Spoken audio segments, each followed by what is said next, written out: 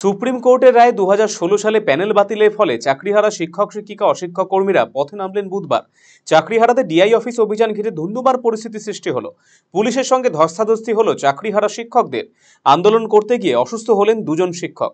এদিন প্রথমে তারা সাময়িক সময়ের জন্য কোচবিহার কাছারি মোড় অবরোধ করেন, তারপর মিছিল করে রওনা দেয় কোচবিহারের ডিআই অফিসের উদ্দেশ্যে। অপ্রীতিকর ঘটনা এড়ানোর জন্য আগে থেকে নিরাপত্তা বলয়ে মুড়ে ফেলা হয়েছিল ডিআই অফিসকে। আগে থেকে মোতায়েন করা ছিল বিশাল পরিমাণ পুলিশ বাহিনী। ধস্তাধস্তিতে প্রথম ব্যারিকেড ভাঙতে সক্ষম হলো ডিআই অফিসের সামনে করা মেইন ব্যারিকেড তারা ভাঙতে পারেনি। তাদের দাবি ছিল যতক্ষণ না ডিআই অফিসের বাইরে এসে তাদের দাবি শুনছেন ততক্ষণ তারা বিক্ষোভ থেকে উঠবেন না। অবশেষে দীর্ঘ 3 ঘন্টা পর বাইরে বেরিয়ে আসেন কোচবিহার জেলা বিদ্যালয় পরিদর্শক সমর চন্দ্র মণ্ডল। তিনি বলেন, আমাদের দুর্ভাগ্য, আপনারা যারা যোগ্য তাদের এভাবে রাস্তায় বসে থাকতে হচ্ছে। আপনাদের দাবিগুলো সমাধানের ক্ষেত্রে আমার যা করণীয় সে সমস্ত করা হবে বলে আশ্বাস দিয়েছেন তিনি।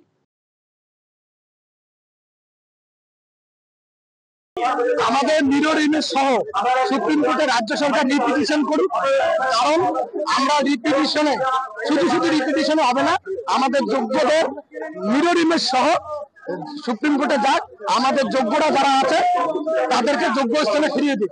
যোগ্য অযোগ্য মিলিয়ে একসাথে গুলিয়ে ফেললে হবে না। মন্ত্রীদেরকে বা অযোগ্যদেরকে বাঁচাতে যোগ্যদের বলিতে মানছি না, মানব না। আমাদের আন্দোলনটা চলছে, এরপরে সবাই নেতৃত্বরা যারা আছে সবাই মিলে সিদ্ধান্ত নেওয়া হবে। রায়গঞ্জবাসীদের জন্য সুখবর, যারা দীর্ঘদিন ধরে পেটের সমস্যায় ভুগছেন তাদের জন্য রায়গঞ্জ দিশারিতে আসছেন ব্যাঙ্গালোরের প্রখ্যাত গ্যাস্ট্রোএন্টারোলজিস্ট ডাক্তার ইরশাদ আলী, এইচএমডি, ডিএনবি।